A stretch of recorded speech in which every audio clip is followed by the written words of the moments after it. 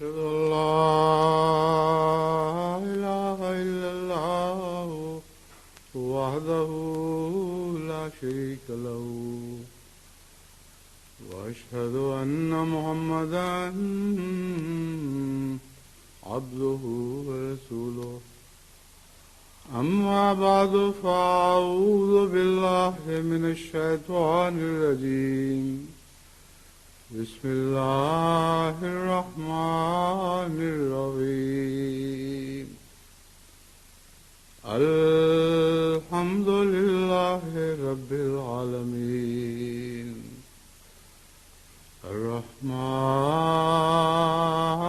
الرحيم مالك يوم الدين إياك نعبد وإياك نستعين اهدنا الصراط المستقيم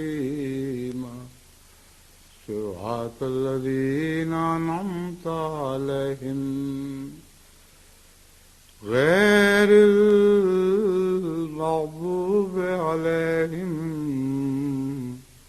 ولا الضالين.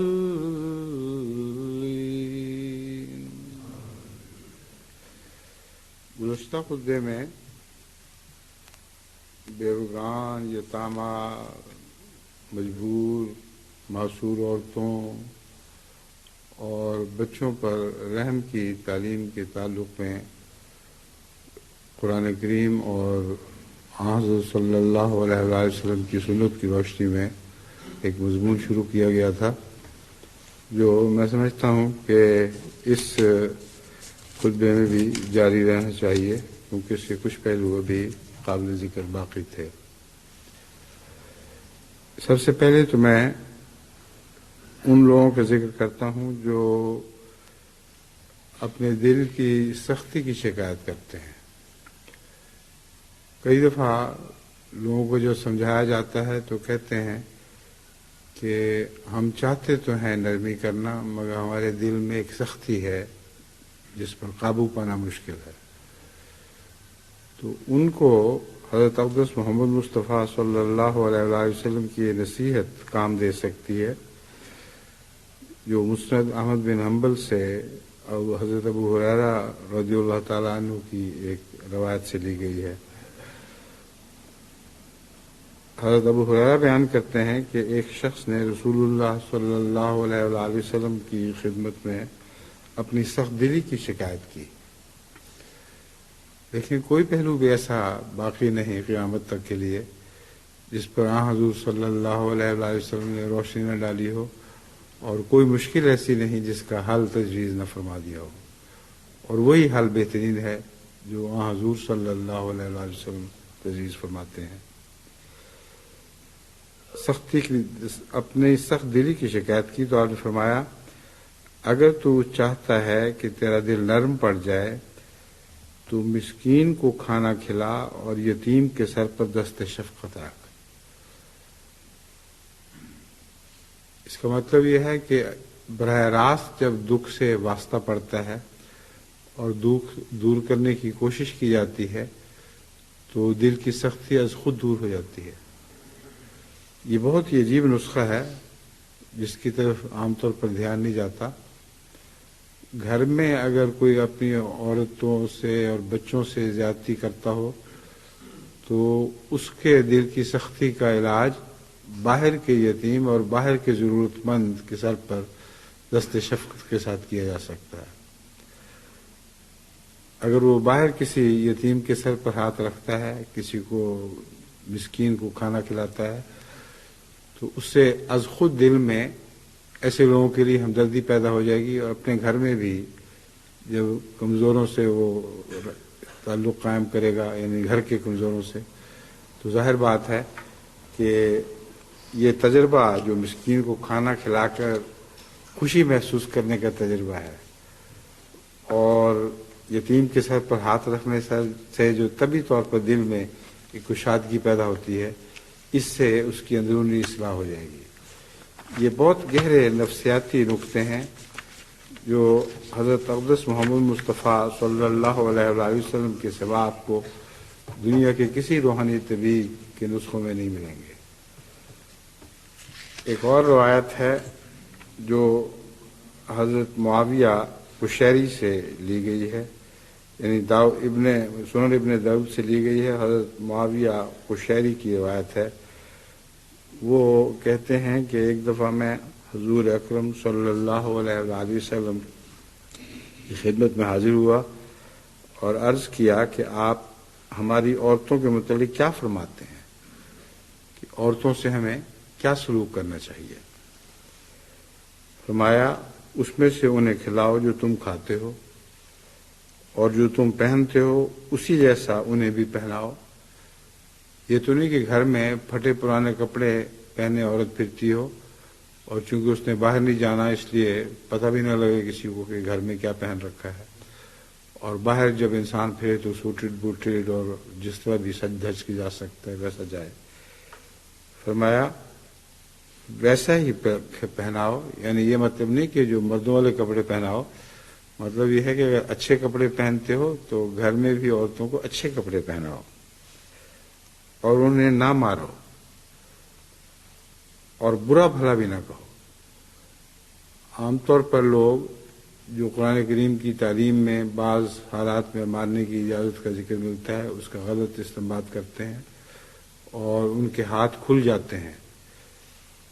فرمایا ان کو نہ مارو اور ان کو برا بھلا بھی نہ کہو اور غلطیاں نہ پکڑا کرو ان کی، کہ ہر وقت تلاش رہے کہ کوئی غلطی کرے تو بتاؤ کہ تم نے یہ غلطی کی ہے۔ حضرت عمر رضی اللہ تعالیٰ عنہ کے متعلق یہ روایت ملتی ہے اور اس کا تعلق ایک وسیع علاقے سے ہے۔ صحیح بخاری کتاب فضائل اصحاب النبی صلی اللہ علیہ وسلم میں یہ ذکر ہے کہ حضرت عمر بن میمون بیان کرتے ہیں کہ عمر رضی اللہ تعالیٰ عنہ فرمایا کرتے تھے کہ اگر اللہ تعالیٰ نے مجھے زندگی دی تو میں اہل عراق کی بیواؤں کو ایسی حالت میں چھوڑوں گا کہ انہیں میرے بعد کسی اور آدمی کی محتاجی نہ رہے گی۔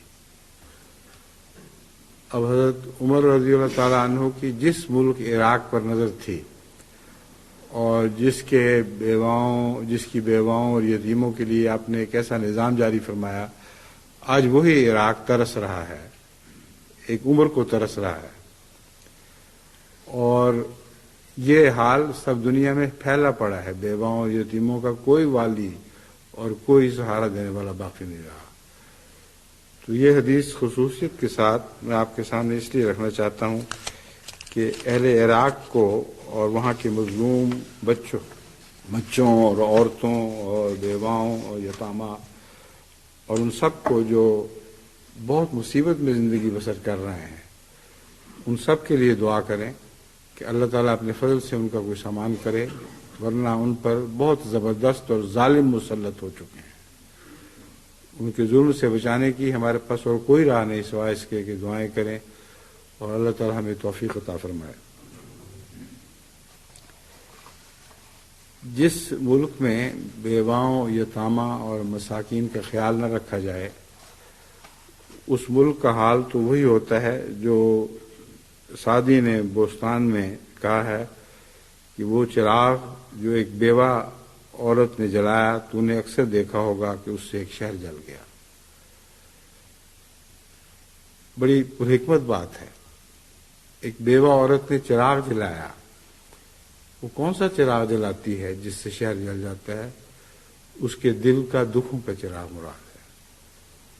یہ مراد نہیں کہ اپنے گھر میں چراغ جلایا اس سے شہر جل گیا، گھر کے چراغ سے تو اس کا گھر ہی جل سکتا تھا، مگر اس نے دل میں ایک دکھ کا چراغ جلایا ہے تو تم دیکھا ہوگا کہ اس سے سارا شہر جل گیا۔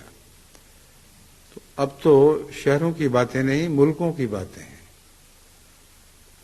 ایسے ملک جن میں بیواؤں یتیموں کی آہیں بلند ہو رہی ہیں، مسکینوں اور غریبوں کی آہیں بلند ہو رہی ہیں، خود سوزیاں کرتے ہیں بھوک سے نڈھال ہو کر تڑپ کر، اور کوئی ان کا پرسان حال نہیں۔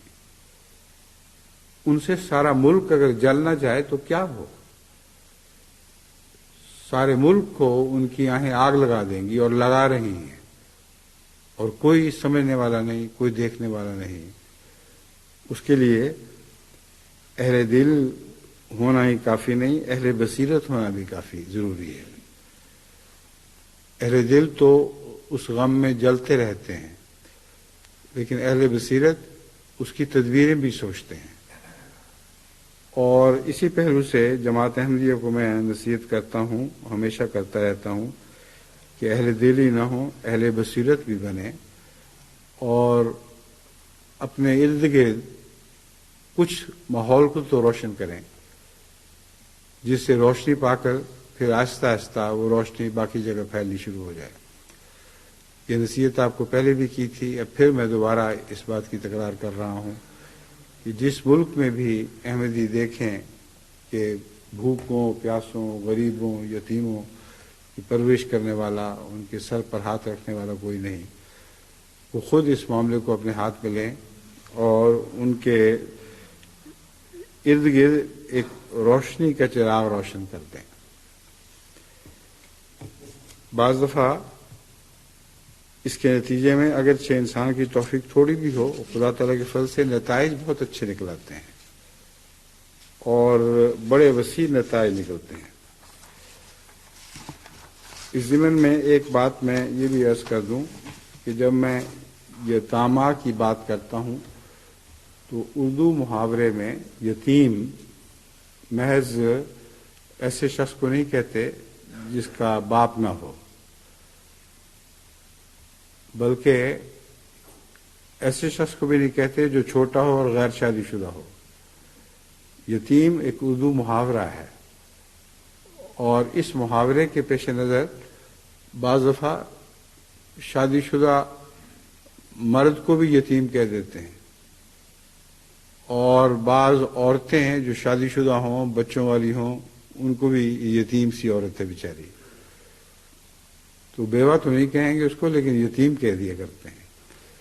تو یتیم کا لفظ وسیع الاثر ہے، وسیع المعنی ہے، اور یاد رکھنا چاہیے کہ عورتیں ہی نہیں مظلوم ہوتی، مرد بھی مظلوم ہوتے ہیں، اور ایسے مظلوم ہوتے ہیں جن کو کہہ سکتے ہیں کہ یہ بیچارہ یتیم سا گھر میں پڑا ہوا ہے، اس کو کوئی پوچھنے والا نہیں۔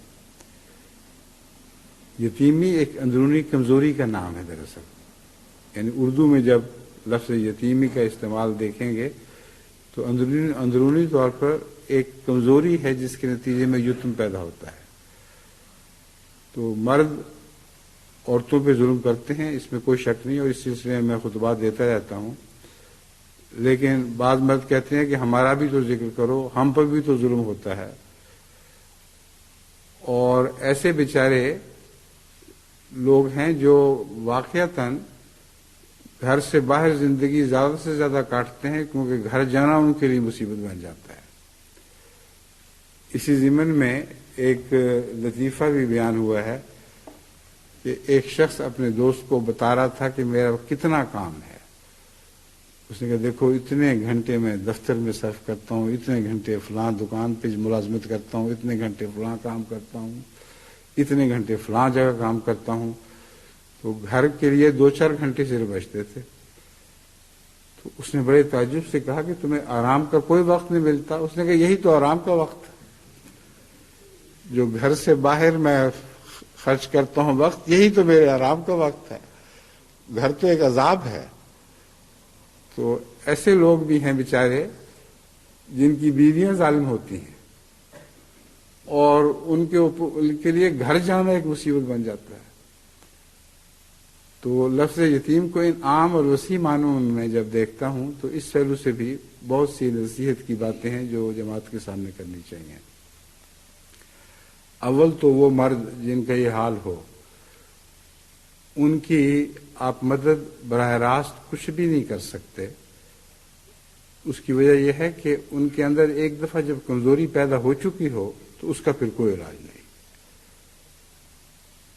ایسے مردوں کے اوپر بیویوں کو دھونس جمانے کے سوا اور کچھ دکھائی نہیں دیتا، اور ان کی اندرونی کمزوری ہے جس کا علاج ممکن نہیں ہے۔ شروع شادی میں تو ہو سکتا تھا، لیکن جب ایک لمبے عرصے تک ایک عورت کے سامنے مرد آنکھ نہیں اٹھا سکتا تو وہ آنکھیں پھر اٹھنے کے قابل ہی نہیں رہتی، ہمیشہ یہی حال رہتا ہے۔ اور اس ضمن میں ساری دنیا کا ادب بھرا ہوا ہے لطیفوں سے اور کہانیوں سے کہ ایسی عورتیں جو خامدوں پر دندناتی پھرتی ہیں، ان کے خامد بیچارے کیسی زندگی بسر کرتے ہیں۔ ہمارے اپنے تجربے میں بھی ایسے بہت سے احباب ہیں جن کا یہی حال ہے بیچاروں کا، لیکن میں آپ کو یقین دلاتا ہوں کہ اس میں عورت خوش کبھی نہیں رہتی۔ اس لیے یہ نصیحت میں خامدوں کو کرنے کی بجائے عورتوں کو کر رہا ہوں۔ خامد بیچارے تو بے اختیار ہیں، اب ان کے ہاتھ سے معاملہ نکل چکا ہے، آگے کچھ بھی نہیں کر سکتے سوائے یتیمی کے رونے کے، اور ان کے پلے کچھ نہیں رہا باقی۔ لیکن عورتوں کو خود اپنا خیال کرنا چاہیے۔ میں نے گہری نظر سے مطالعہ کیا ہے، ایسی عورتیں کبھی بھی خوش نہیں رہتی، نہ ان کی اولادیں خوش رہ سکتی ہیں، نہ ان کی اولادوں کی تربیت ہو سکتی ہے، کیونکہ خدا تعالیٰ نے مرد کو قوام بنایا ہے۔ جس بیچاری عورت کا مرد قوام نہ ہو وہ اندرونی غصے نکالتی ہے اس طرح، لیکن اس کی کچھ پیش نہیں جاتی۔ تو عورتوں کو چاہیے کہ ہوش کریں اور ایسے لوگوں کی عزت کریں، ان کے ساتھ عزت سے پیش آئیں، اپنے گھر کو ان کے لیے جنت بنائیں۔ اگر وہ اپنے گھر کو خامدوں کے لیے جنت بنائیں گی تو ان کے پاؤں تلے ان کے بچے بھی جنت حاصل کریں گے۔ اگر خامدوں کے لیے وہ اپنے گھروں کو جنت نہیں بنائیں گی تو ان کے پاؤں تلے سے بچوں کے لیے جہنم تو مل سکتی ہے، ان کو جنت نصیب نہیں ہو سکے گی۔ کیونکہ اکثر دیکھا گیا ہے کہ ایسی ماؤں کے بچے گستاخ ہو جاتے ہیں جن کی مائیں خاوند سے گستاخ ہوں۔ ان کے بچے صرف باپ سے گستاخ نہیں ہوتے بلکہ ماں سے بھی گستاخ ہو جایا کرتے ہیں۔ اس لیے یہ سوچ کر غور کے بعد میں نے یہی سمجھا ہے کہ ایسے خامدوں بیچاروں کو تو میں نصیحت نہیں کر سکتا، ان کا یتم تو اب موت ہی دور کر سکتی ہے، لیکن عورتوں کو نصیحت کرنی چاہیے اور ان کی اپنی بھلائی میں ہے یہ بات۔ دوسرا پہلو ایک خاص طور پر عورتوں کی طرف توجہ کا یہ ہے، اور وہ سارا جماعتی نظام سے تعلق رکھتا ہے کہ عورتوں کے سر پر ہاتھ رکھنے کا ایک مطلب یہ بھی ہے کہ اپنے نظام جماعت کو بیواؤں کی شادی کی طرف توجہ دینی چاہیے، ورنہ بعض دفعہ شفقت کے ہاتھ کی بجائے ظالم کا ہاتھ عورت کے سر پر چلا جاتا ہے۔ بیواؤں کے متعلق اسلامی فقہ کی روح سے ان کو اپنی ذات میں ایک آزادی حاصل ہوتی ہے، ان کا کوئی اور دوسرا ولی نہیں، وہ خود ہی اپنا ولی ہوتی ہیں۔ اور ایسے بھیڑیے بھی ہیں جو بھیڑوں پر ہاتھ رکھنے کی بجائے، جیسا کہ ظاہر ہے، وہ ہاتھ رکھنے کے بہانے ان کا خون چوس جاتے ہیں۔ تو قرآن کریم نے اس کا جو حل پیش کیا جو بیواؤں کے نکاح کے متعلق ہے، اور حضرت صلی اللہ علیہ وسلم نے اس پر بہت زور دیا ہے۔ آپ نے فرمایا کہ بیواؤں کے نکاح کرنے چاہیے اور بیواؤں کے نکاح کرایا کرو، لیکن اس راہ میں ہمارے ملک کا معاشرہ حائل ہوا ہے۔ بدقسمتی سے بیوہ کے متعلق خیال کیا جاتا ہے کہ وہ اگر بیٹھی رہے اپنے خاوند کے نام پر تو یہی اس کے لیے بہتر ہے۔ یہ ظلم ہے، اور یہ فضا ظلم ہے، جس فضا میں ایسی عورت دم لیتی ہے کہ اس کو وہ سمجھتی ہے کہ میرا بیٹھا رہنا میری عزت کی نشانی ہے۔ ہندوؤں میں جو جل جانے کی رسم تھی، ستی ہو جانے کی، وہ اسی وجہ سے جاری ہوئی ہے، اور مسلمانوں کو چاہیے کہ اسے نصیحت پکڑیں۔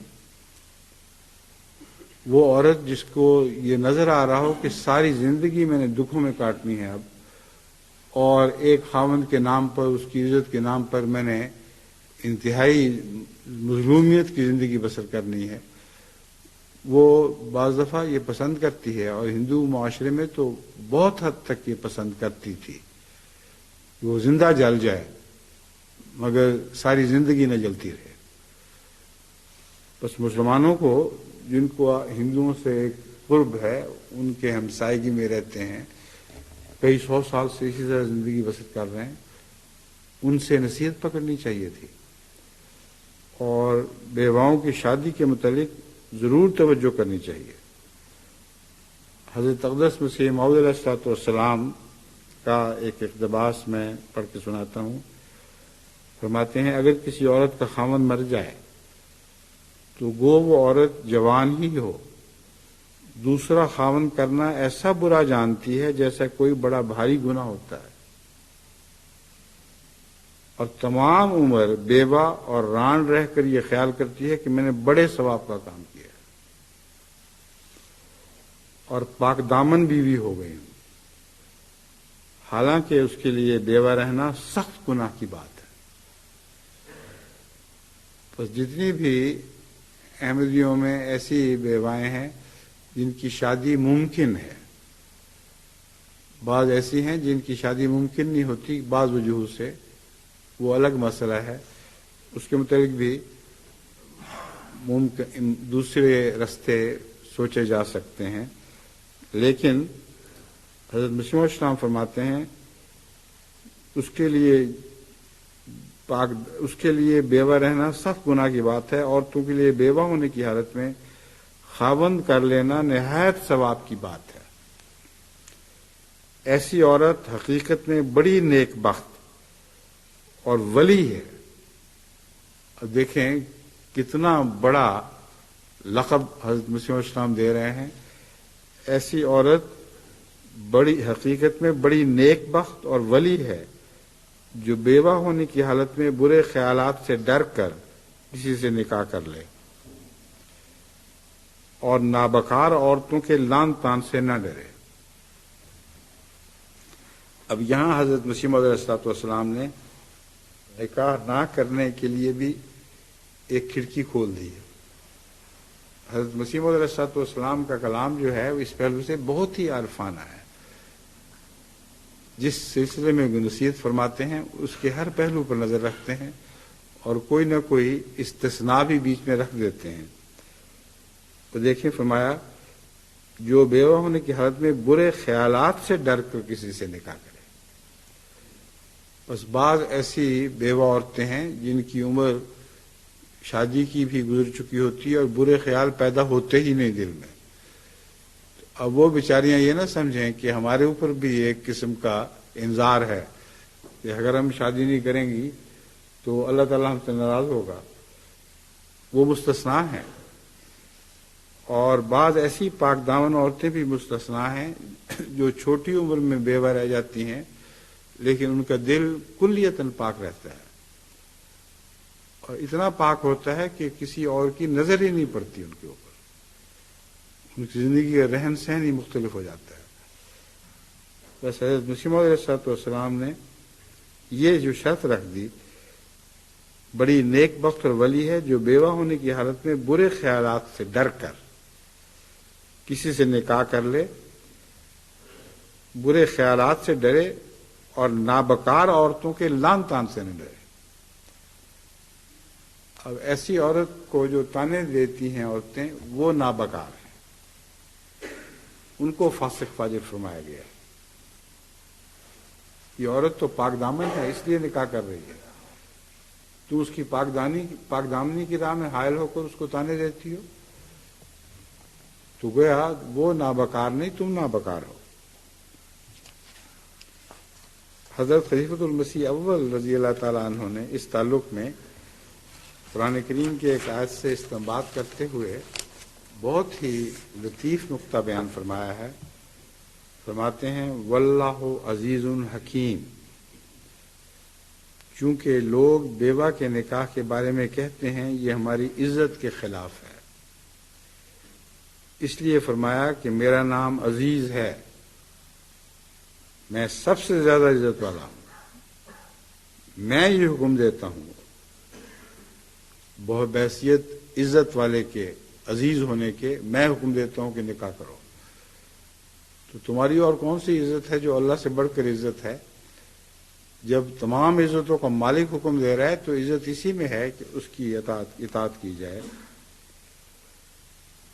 لوگ کہتے ہیں کہ بیوہ کا نکاح نامناسب ہے، اس لیے فرمایا ہم حکیم ہیں، عزیز کے ساتھ حکیم بھی فرما دیا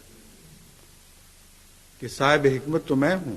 یعنی اللہ تعالیٰ فرماتا ہے کہ نہ صرف میں عزت والا بلکہ صاحب حکمت ہوں، اور جن لوگوں نے اپنی طور پر کوئی حکمت سوچی ہوئی ہے کہ بیوہ کی نکاح حکمت کے خلاف ہے، بیوہ کا نکاح کرنا حکمت کے خلاف ہے، وہ جھوٹ بولتے ہیں۔ فرماتے ہیں اس لیے فرمایا ہم حکیم ہیں، ہر قسم کے حکم کو کی حکمت کو، ہر قسم کی حکمت کو خوب سمجھتے ہیں، اس لیے یہ حکم دیا جو نامناسب نہیں۔ یہ ضمیمہ اخبار بدر قادیان 29 اپریل 1909 میں شائع ہوا۔ حضرت مسلم موعود رضی اللہ تعالیٰ عنہ تفسیر کبیر جلد 6 245 میں لکھتے ہیں، قومی اخلاق کی درستی کے لیے بیوائیں قوم میں نہ رہنے دی جائیں۔ قومی اخلاق کی درستی کے لیے بیوائیں قوم میں نہ رہنے دی جائیں۔ ایک تو بیواؤں کا اپنا حق ہے، ایک قوم کا حق ہے کہ اپنے اخلاق کی حفاظت کرے، بلکہ ان کی شادی کر دی جائے۔ اسی طرح غلاموں اور رنڈیوں کی بھی شادی کی جائے۔ یہ قرآن کریم کی آیت کے حوالے سے تھا۔ یہاں اب غلامی کا اب تو سوال نہیں ہے، لیکن تفسیر کبیر میں چونکہ پرانے زمانے میں جب غلامی کا رواج عام تھا اس کی باتیں ہو رہی ہیں، اس لیے اس کا تعلق پہلے زمانے سے ہے۔ اور شادی میں مالی کمزوری کو مد نظر نہ رکھا جائے، اور جو شادی کر ہی نہ سکیں وہ اپنے اخلاق کی درستی کا خاص طور پر خیال رکھا کریں۔ اب شادی کر ہی نہ سکیں میں ایک اور بات بھی ہے جو قابل ذکر ہے، قابل توجہ ہے، کہ ہر عورت بیچاری کے بس میں بھی تو نہیں ہوتا کہ وہ شادی کر لے۔ بعض عورتیں شکل صورت کی کمزور ہوتی ہیں اور کئی ایسی باتیں پائی جاتی ہیں کہ رشتے آتے ہیں دیکھ کر وہ چلے جاتے ہیں۔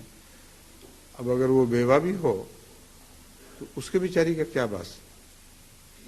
کوئی خاوند بھی تو ہونا چاہیے جس کے ساتھ، یعنی ہونے والا خاوند جس کے ساتھ شادی کی جائے۔ اس پر مجھے ایک انگلستان کے ایک پرائم منسٹر کا قول یاد آ گیا جو بہت گہری عقل والا اور دلچسپ قول ہے۔ اس نے پارلیمنٹ میں اعلان کیا کہ جہاں تک میری حکومت کی پالیسی کا تعلق ہے، میں اس بات کے حق میں ہوں کہ سب عورتوں کی شادی ہونی ضروری ہے، مگر سب مردوں کی شادی ہونی ضروری نہیں۔ اب یہ جو لفظ اس نے کہہ دیا سب مردوں کی شادی ضروری نہیں، تو ظاہر بات ہے کہ عورتوں کی بھی نہیں ہو سکے گی۔ پھر اپنی طرف سے اس نے عورتوں کی حمایت میں اعلان کیا ہے کہ میری حکومت کی پالیسی دیکھو کیسی عمدہ ہے، میں چاہتا ہوں کہ ہر عورت کی شادی کروا دی جائے، لیکن مردوں پر میں حکم نہیں ڈال سکتا۔ وہ اگر شادی نہیں کریں گے تو عورتوں کی شادی کیسے ہو جائے گی؟ تو ایسی عورتیں بھی تو ہیں بیچاری جن کے اختیار میں نہیں ہے، وہ شادی کرنا چاہیں بھی تو شادی کر نہیں سکتی۔ تو ایسی عورتوں کے متعلق حضرت مسلم موعود فرماتے ہیں کہ وہ اپنے اخلاق کی درستی کا خاص طور پر خیال رکھا کریں۔ اب یہ ذمہ داری ان عورتوں پر آ جاتی ہے، اور اس میں بیوائیں ہی نہیں بلکہ کنواری عورتیں بھی، جن کو انگریزی میں اسپنسٹر کہتے ہیں، بڑی عمر کی ہوتی چلی جاتی ہیں اور شادی نہیں ہوتی، وہ بھی اس میں داخل ہیں۔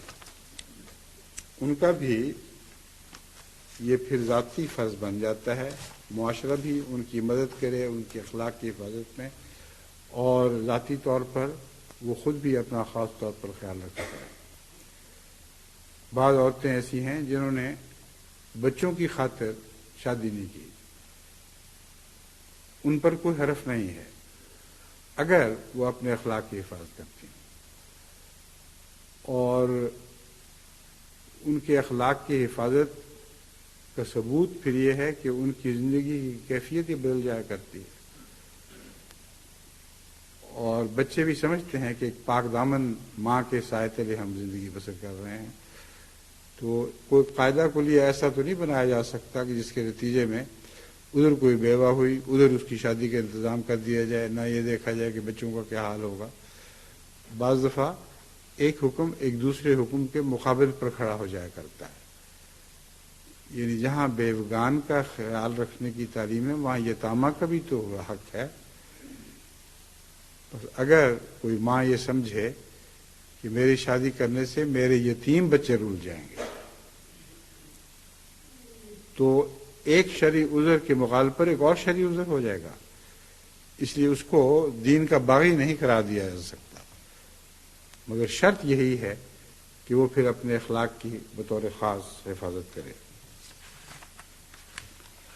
اب میں آخر پر ایک ایسا ذکر کرنا چاہتا ہوں جو دعا کی خاطر بھی ہے، اور بتانا چاہتا ہوں کہ وہ کوششیں جو کسی نے قادیان میں کی تھیں وہ اب خدا تعالیٰ کے فضل سے بہت رنگ لا چکی ہیں،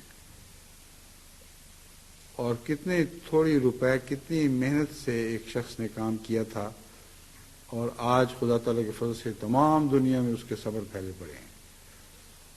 اور یہ دعا کی تحریک بھی ہے، اور یہ بتانا چاہتا ہوں کہ قادیان میں جو بنا ڈالی گئی تھی اس پر بہت بڑی بڑی عمارتیں تعمیر ہو چکی ہیں۔ خدا نے اس چھوٹی سی بنا کو ضائع نہیں فرمایا۔ میری مراد حضرت میر محمد اسحاق صاحب رضی اللہ تعالیٰ عنہ کے ذکر خیر سے۔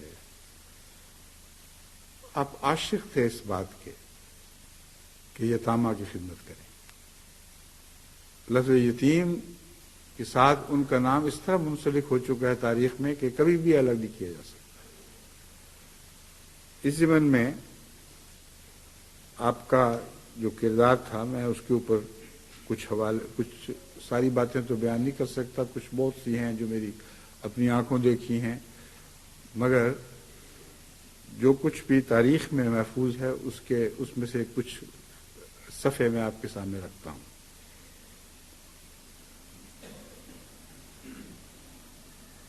ایک وقت تھا کہ باقاعدہ نظام کے طور پر ان کا یتیموں وغیرہ کا خیال رکھنے کا کوئی نظام نہیں تھا۔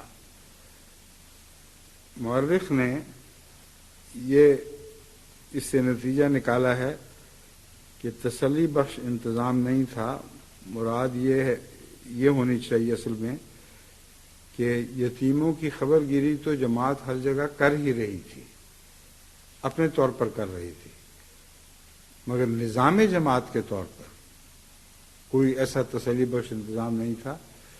مثلا قادیان میں اگر یتامہ کا خیال رکھنے والے گھر موجود تھے تو بیرون قادیان بھی تو بہت سے ایسے یتامہ تھے جو ضرورت مند بھی تھے، اور وہ خود قادیان کے گھروں میں آ کر نہیں پل سکتے تھے۔ تو مراد یہ ہے کہ ایسا انتظام نہیں تھا جو جماعتی انتظام ہو اور محض قادیان کے ضرورت مندوں کو نہ دیکھے بلکہ ہندوستان بھر میں پھیلے ہوئے ضرورت مندوں کی ضرورتیں دیکھے۔ اس ضمن میں حضرت میر محمد اسحاق صاحب رضی اللہ تعالیٰ عنہ نے ایک بہت ہی اہم تاریخی کردار ادا کیا ہے۔ 1 مئی 1926 میں آپ نے دارالشیوخ کے نام سے ایک ادارہ قائم کیا، اور اس کا نام دارالیتامہ نہیں رکھا بلکہ دارالشیوخ رکھا، کیونکہ جیسا کہ میں بتایا ہے اردو محاورے میں یتیم اس شخص کو بھی کہتے ہیں جس کا پرسان حال کوئی نہ ہو، تو وہ بڈھے بھی اس میں رکھے جاتے تھے جن کا کوئی پرسان حال نہ ہو، ان کو اگر چھوڑ دیا جائے تو یتیموں کی طرح زندگی بسر کریں۔ تو دار شیوخ نام رکھا، اور اس میں غریب اور معذور بچے بلکہ بعض بوڑھے بھی کافی تعداد میں رہتے تھے، اور حضرت میر صاحب اپنی پرائیویٹ کوشش کے ذریعے ان کے اخراجات مہیا فرمایا کرتے تھے۔ اب یہ جو پرائیویٹ کوشش ہے، اس سلسلے میں وہ کوشش چونکہ حضرت خلیفۃ المسیح ثانی رضی اللہ تعالیٰ عنہ کی نظر میں تھی، اور آپ نے ایک خاموش تقریر کے ذریعے، جس کو تقریر زبان تقریر کہتے ہیں، یعنی بولے بغیر تائید کر دیں کسی بات کی، تو اس کو تقریری تائید کہا جاتا ہے۔ حضرت مسلم موعود نے چونکہ نظام جماعت کی طرف سے آپ کو پکڑا نہیں کہ تم کیوں ایسا کام شروع کر رہے ہو جس کی نظام اجازت نہیں دیتا، اس لیے حضرت میر صاحب نے بھی اس کا یہی نتیجہ نکالا، اور واقعتاً یہی نتیجہ نکلتا تھا کہ حضرت مسلم موعود خوش ہوئے اس بات سے کہ جماعت میں ایک ادارے کی بنا ڈالی جا رہی ہے جس نے آگے جا کر بڑی عمارت بن جانا ہے۔ حضرت میر صاحب سارے اخراجات اپنی پرائیویٹ کوشش سے پورے کیا کرتے تھے، یہاں تک کہ ان کو تعلیم بھی دلواتے تھے، جامعہ احمدیہ میں بھی داخل کرتے تھے، جو ہائی اسکول میں جانا چاہے اس کو ہائی اسکول میں داخل کروایا کرتے تھے۔ چنانچہ اس پہلو سے بہت سے بچے ہیں جو مدرسہ احمدیہ، جامعہ احمدیہ اور تعلیم اسلام ہائی اسکول میں پڑھے، اور پھر اللہ تعالیٰ کے فضل سے آپ ان پر نظر کریں تو بعد میں خدا تعالیٰ نے ان کو بہت کچھ دیا، اتنے بڑے بڑے مقامات اور مراتب تک پہنچے ہیں، اور مالی لحاظ سے بھی ان کو ایسی کشائش نصیب ہوئی کہ بعد میں انہوں نے لکھوں کھا دوسرے یتیم بچوں پر خرچ کیا اور دوسری بیواؤں وغیرہ پر خرچ کیا۔ اس سلسلے میں 2-3 واقعات میں آپ کے سامنے رکھتا ہوں۔ ایک حکیم عبداللطیف صاحب شاہد کا بیان ہے، وہ کہتے ہیں میری دارالشیوخ میں 3 سال تک بطور محتمم تقرری کے زمانے میں 20 طالب علم قادیان بغرض تعلیم آئے۔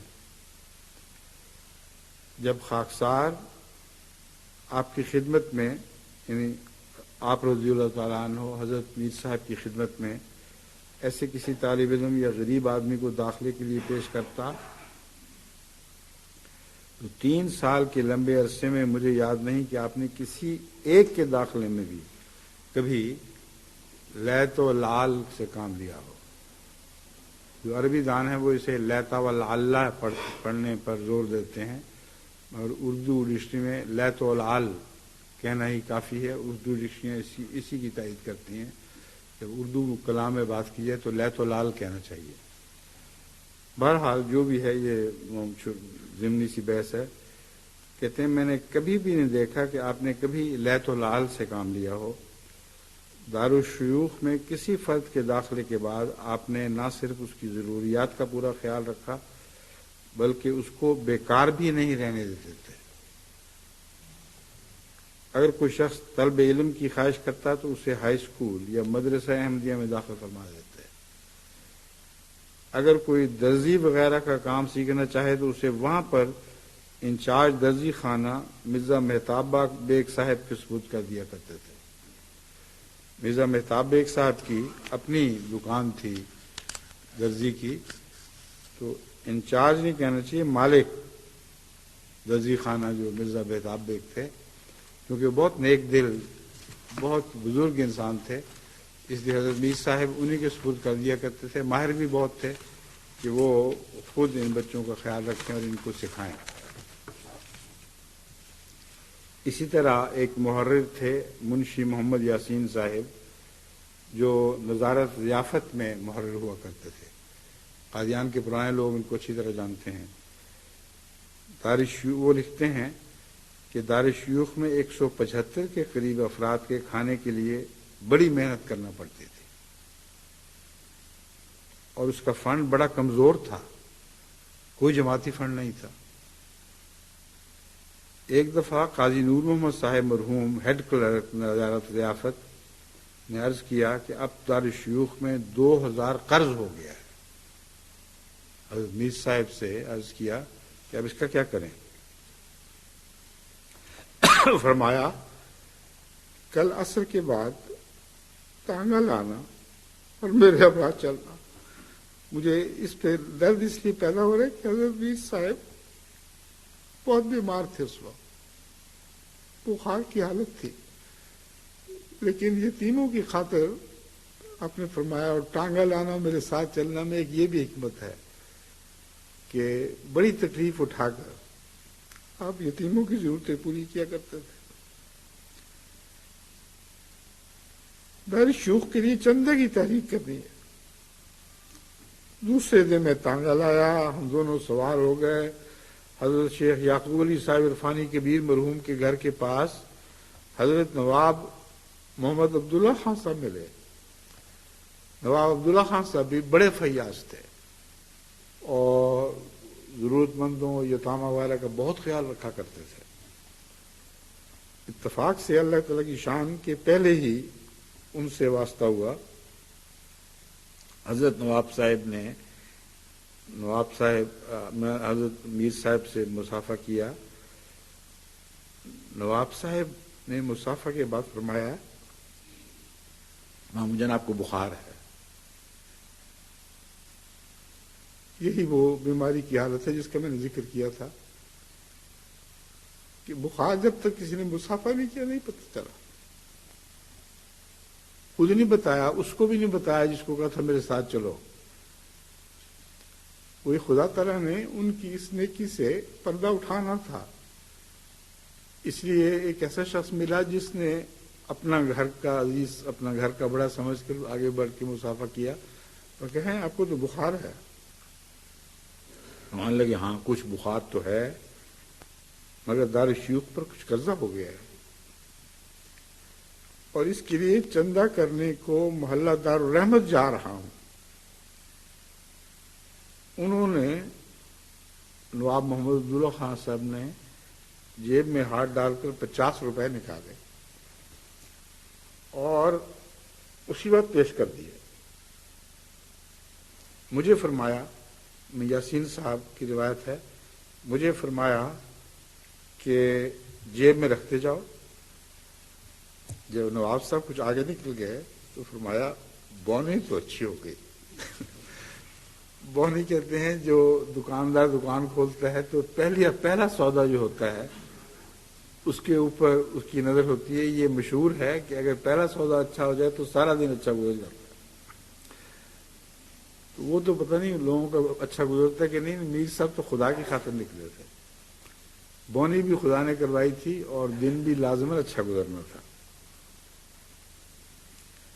بونی تو بہت اچھی ہو گئی ہے. غرض محلہ دار الرحمت میں پہنچے. اب مجھے سمجھ نہیں آئی کہ محلہ دار الرحمت کا کیوں انتخاب کیا ہے. شاید لفظ رحمت میں کچھ آپ نے ایسی بات دیکھی کہ اللہ کی رحمت کی تلاش میں نکلا ہوں تو دار الرحمت میں جانا چاہیے.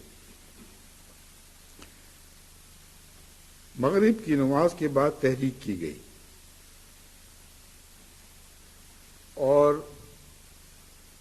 مغرب کی نماز کے بعد تحریک کی گئی اس میں ایک اور بزرگ کا بھی ذکر مل گیا ہے جن کو خود بھی غریبوں اور مسکینوں کی خدمت کا بہت شوق تھا.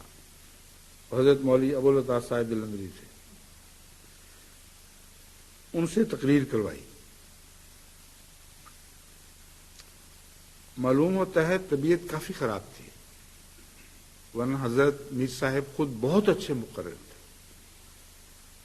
اور ایسی باتیں جو دل پر اثر انداز کرنے والی ہوں اس میں تو آپ کو تقریر کا ایسا ملکہ تھا کہ بعض تقریروں میں وہ لوگ جو شامل ہوئے ہیں پرانے زمانے کے جو زندہ ہیں ابھی تک جانتے ہیں کہ شروع سے آخر تک لوگوں کی چیخیں نکل جایا کرتے ہیں. بڑا درد انگیز بیان ہوا کرتا تھا. خود بھی روتے تھے، لوگوں کو بھی رلایا کرتے تھے. تو اس وقت اتنی اہم تحریک کے وقت خود نہ اٹھنا یہ بھی میرے نزدیک اس بات کی علامت ہے کہ آپ کو توفیق نہیں تھی اس وقت.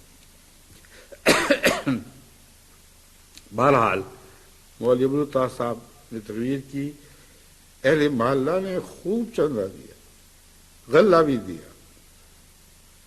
پھر دوسرے دن بھی گئے اور اس دفعہ دارالفضل گئے، اور اس کے بعد پھر یہ سلسلہ جاری رکھا. یہاں سے شروع ہوا رحمت سے، پھر فضل، پھر دوسرے محلوں میں بھی جاتے رہے. ایک ہفتے کے اندر اندر 2500 روپے جمع ہو گیا. غلہ اس کے علاوہ تھا. قاضی صاحب سے فرمانے لگے جب کمی ہو جائے گی پھر بتا دینا، پھر میں اسی طرح اکٹھے کر لوں گا. ایک دفعہ حافظ عبدالعزیز صاحب مؤذن مسجد اقصی کا یہ بیان ہے کہ ایک دفعہ ایک معزز احمدی قادیان تشریف لائے. وہ باوجہ عدیم الفرصتی کے 1 گھنٹے کے لیے حضرت اقدس ایدہ اللہ تعالیٰ کی ملاقات کو آئے تھے. کہیں باہر سے آئے تھے، صاحب حیثیت تھے، اور بالکل مختصر ملاقات کے لیے پھر واپس چلے جانا تھا. حضرت میر صاحب رضی اللہ تعالیٰ عنہ ایسے لوگوں کی طاق میں رہا کرتے تھے تاکہ ان کو بھی ثواب میں شامل کر لیں. جانتے تھے کہ صاحب حیثیت ہیں، تو طریقہ بہت اچھا ڈھونڈا انہوں نے. فوراً بھائی احمد الدین صاحب ڈنگوی کی دکان سے ان کے لسی اور ناشتے کا انتظام کیا. ان کو ساتھ لے کر دار شیوخ میں تشریف لائے. جب لسی اور ناشتہ پیش کیا تو ویسے بھی اس وقت آنے والے کی عزت افزائی ہونی چاہیے تھی، مہمان کی خدمت ہونی چاہیے تھی. تو ذاتی طور پر جب ان کو لسی ناشتہ وغیرہ ملا تو بہت خوش ہوئے. تو کہا آئے اب میں آپ کو دار شیوخ بھی دکھا دوں. دار شیوخ میں تشریف لائے. فرمایا کہ جماعت کے یتیم اور مسکین ہیں.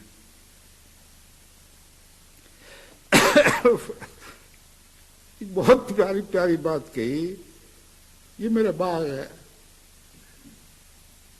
میں نے یہ باغ لگایا ہے، دیکھو خدا تعالیٰ نے اس باغ کو ساری دنیا میں پھیلا دیا. اس کثرت سے یہ باغ ملک ملک لگ رہے ہیں. میں آپ کو یہ سمجھانا چاہتا ہوں کہ اس زمانے میں نیکی اور خلوص اور تقویٰ نے جو بنیادیں ڈالی تھیں انہی پر یہ مسجد تعمیر ہو گئی. وہ بیج جو بوئے گئے تھے وہ اس وقت باغ کہلانے کے ابھی حقیقت میں مستحق نہیں تھے، کیونکہ تھوڑے سے چند پودے تھے. اب تو وہ عالمی باغ بن گئے، تمام جہان پر ان کا عرصہ محیط ہو چکا ہے.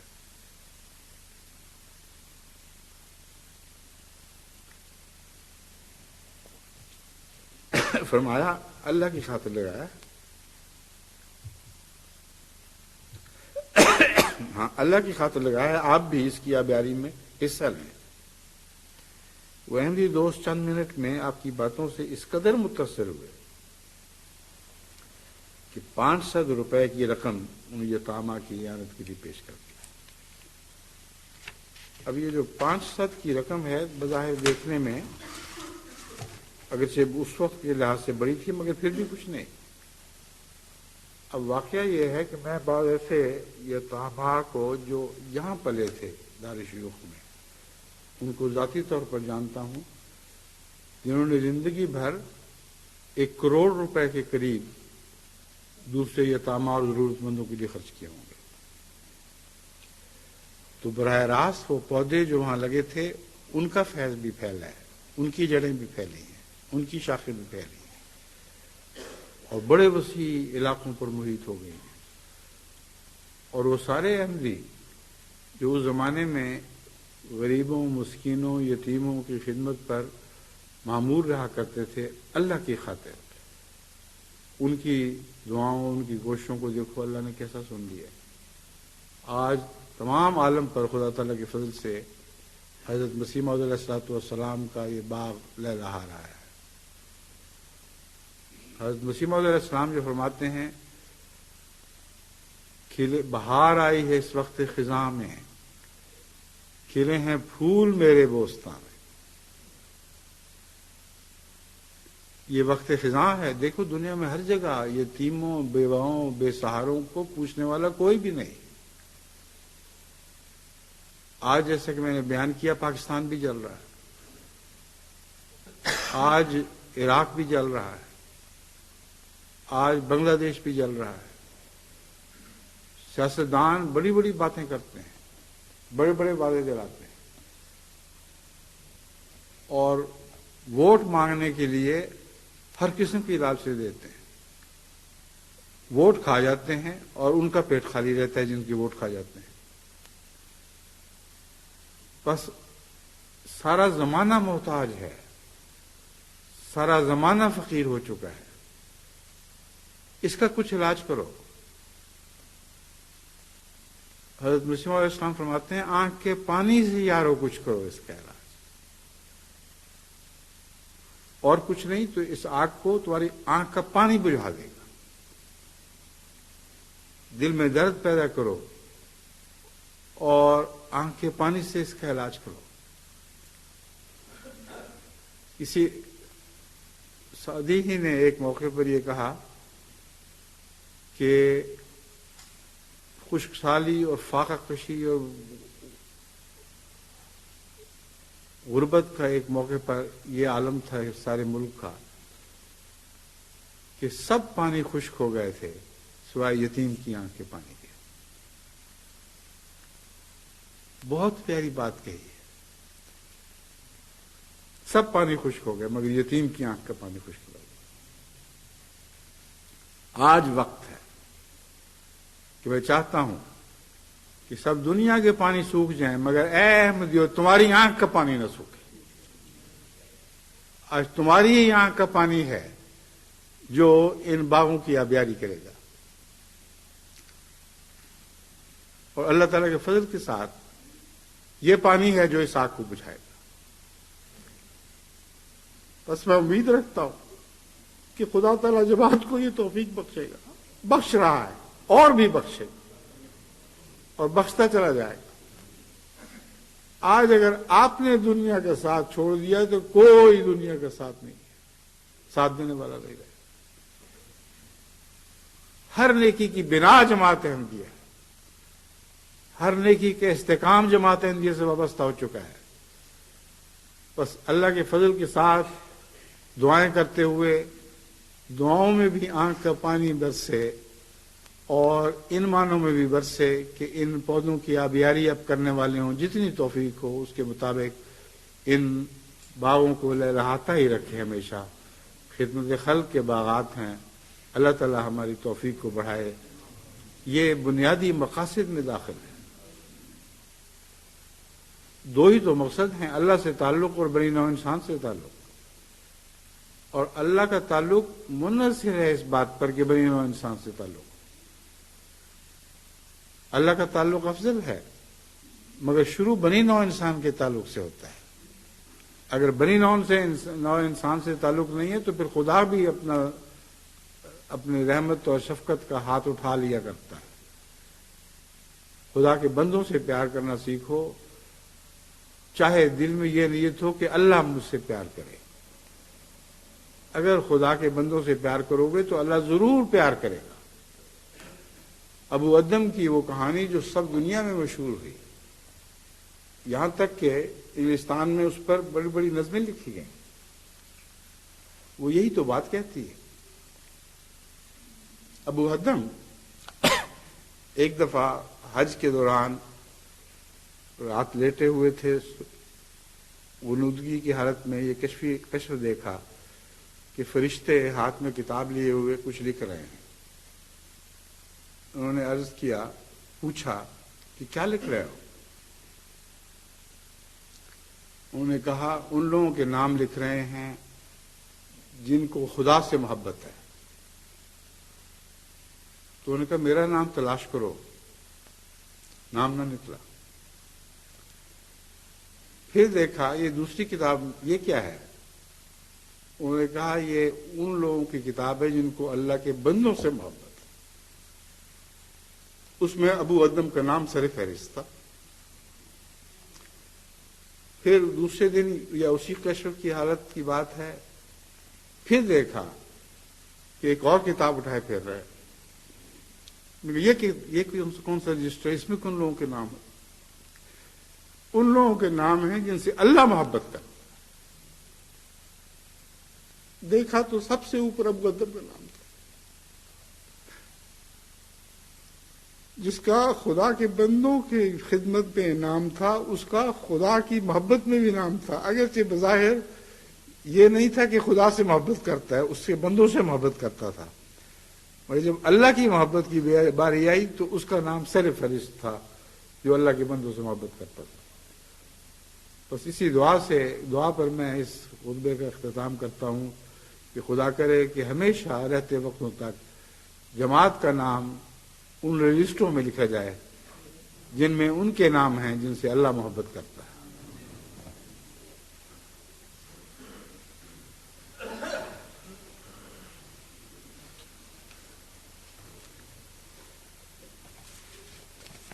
الحمد لله نحمده ونستعينه ونستغفره ونؤمن به ونتوكل عليه ونعوذ بالله من شرور أنفسنا ومن سيئات أعمالنا من يهده الله فلا مضل له ومن يضلل فلا هادي له ونشهد أن لا إله إلا الله وحده لا شريك له ونشهد أن محمدا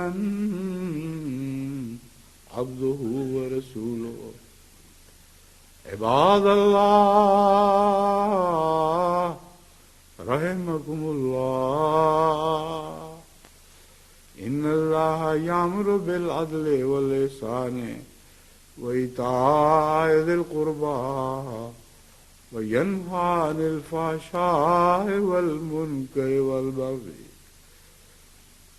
يعظكم لعلكم تذكرون. يعظكم لعلكم تذكرون. يعظكم لعلكم تذكرون. اذكروا الله يذكركم وادعوه يستجب لكم